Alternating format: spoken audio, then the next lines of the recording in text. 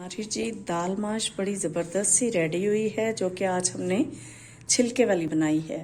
चलिए रेसिपी की तरफ देखते हैं कि हमें इसके लिए क्या कुछ चाहिए और कितनी झटपट से ये आज हमने तैयार कर ली है। व्लॉग्स के साथ एक दफ़ा फिर हाजिर हैं। आज ही हम बनाने जा रहे हैं दाल माश, वो भी छिलके वाली। देखते हैं उसके लिए हमें क्या कुछ चाहिए। हमने ये 2 मीडियम साइज के प्याज लेके उनको रफली काट के तो हाफ फ्राई होने के लिए रखा है। झटपट से बनाएंगे, जल्दी से बनाएंगे और बहुत ही लजीज बनाएंगे। और देखते हैं क्या कुछ चाहिए, फटाफट से कैसे ये बनेंगी। दाल माश छिलके वाली हम इसलिए बना रहे हैं कि जो छिलका होता है इसका दाल माश का, उसमें जो न्यूट्रिएंट्स पाए जाते हैं वो धुली हुई या वो छड़ी हुई जिसे कहते हैं ना, उस दाल में नहीं होते। एक 2 तरीके होते हैं, जो धो के बनाते हैं, खुश्क करते हैं बाद में, और एक जो दलते हैं या समझ लें कि उसको छड़ते पंजाबी में कहते हैं, चक्की के अंदर डाल के यूं घुमा घुमा के तो उसमें से दाल दलना बोलते थे, वो निकाली जाती थी दाल। तो वो छिलके तो फिर जाहिर है बाद में जानवरों के काम आ जाते थे। अब हम लोगों ने उसको यूज करना छोड़ दिया है, यानी छिलके वाली दाल को। लेकिन छिलके वाली दाल बनती भी बहुत टेस्टी है और उसका फायदा भी ज्यादा होता है। तो साथ साथ बताते जाएंगे आपको। हाँ जी, तो आज कोशिश करेंगे छोटी से छोटी वीडियो बन जाए। तो इसको फ्राई कर लें। थोड़े से पिंक से होने शुरू हो गए हैं, तो इसमें 1 टेबलस्पून भर के हम लहसुन का पेस्ट डाल देंगे, क्योंकि दालों में तो लहसुन और अदरक दोनों ही बहुत लजीज भी लगते हैं और फायदा भी देते हैं। लहसुन की खुशबू आने लगी है, तो ये 2 मीडियम से थोड़े बड़े वाले साइज के हैं टमाटर डाल देंगे।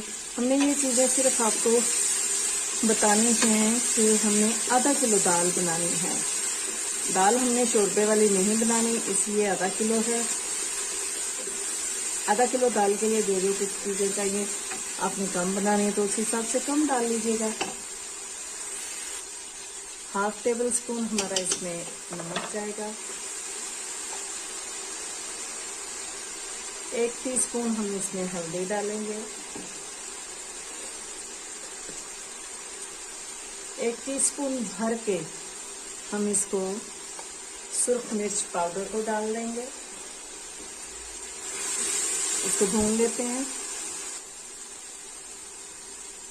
थोड़ा सा पानी ऐड करेंगे ताकि हमारा मसाला अच्छे से भून जाए। मसाला हमारा भुनना शुरू हो गया है। आप देखिए, किसी भी खाने का टेस्ट जो है वो मसाले पे ज्यादा इन्हिसार करता है। आप देख रहे हैं ये बुलबुले जो बबल्स हमें नजर आना शुरू हो जाते हैं, तो समझने के हमारी मसाला रेडी हो गया। अब हम इसमें शामिल करेंगे दही। दही हमने शामिल करना है, ये सर्विंग स्पून है हमारे 2 से 3 हम शामिल करेंगे, क्योंकि हमारे पास माशाल्लाह से आधा किलो दाल है। तो ये 100 से 150 ग्राम हमारी दही इसमें चली गई है।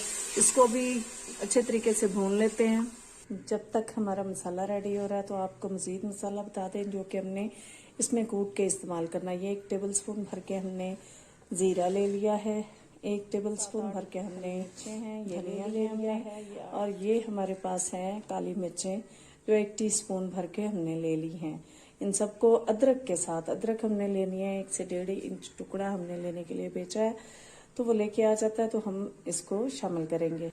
ये है जी हमारी माश की दाल छिलके वाली। इसको अब शामिल करते हैं मसाले में, क्योंकि मसाला हमारा तैयार हो गया है।